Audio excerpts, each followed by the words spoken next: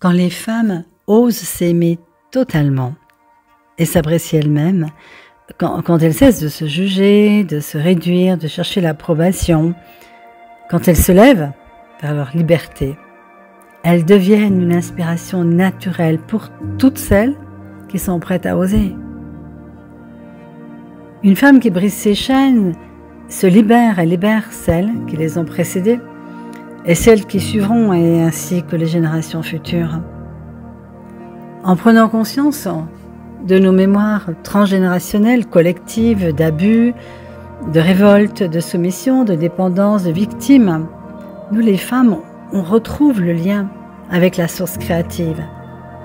Et on peut choisir d'aller au-delà de la dualité masculin-féminin, en rayonnant force et douceur, inspirée de nouveaux chemins.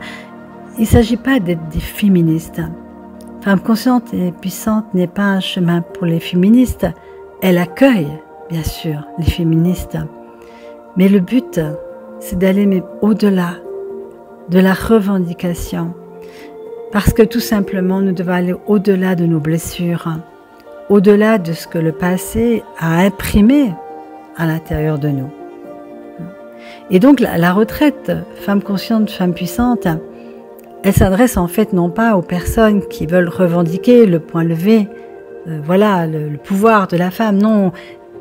Elle est là pour révéler notre souveraineté intérieure, mais une souveraineté paisible et en réconciliation avec notre masculin intérieur. Parce que ce que nous projetons à l'extérieur, les hommes ceci, les hommes cela, c'est notre projection d'un masculin intérieur. Et ça, c'est magique et c'est magnifique. Chaque fois que nous animons avec Gaïa, ma fille, cette retraite, nous sommes bouleversés de la transformation de l'avant et de l'après.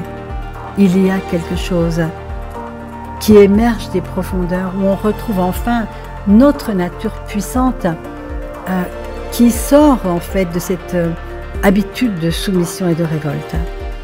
Et puis surtout, on touche à la joie, à l'authenticité et à cette conscience que nous devons sortir des dualités, de le bien, le mal, les hommes, les femmes, etc.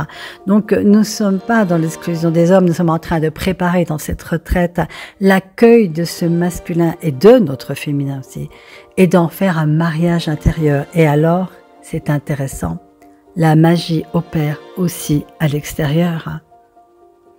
Et ça, c'est quelque chose qui est la nécessité en ce moment, créer la paix en soi par l'amour de nos polarités, au lieu de continuer toujours de se battre et de revendiquer. Et alors, si nous pouvons, ensemble, réveiller notre joie, notre puissance, notre conscience, eh bien peut-être que nous pouvons aussi contaminer indirectement les autres. En tout cas, femme consciente et puissante, c'est une invitation à révéler cette joie incroyable qui anime nos cellules depuis la nuit des temps.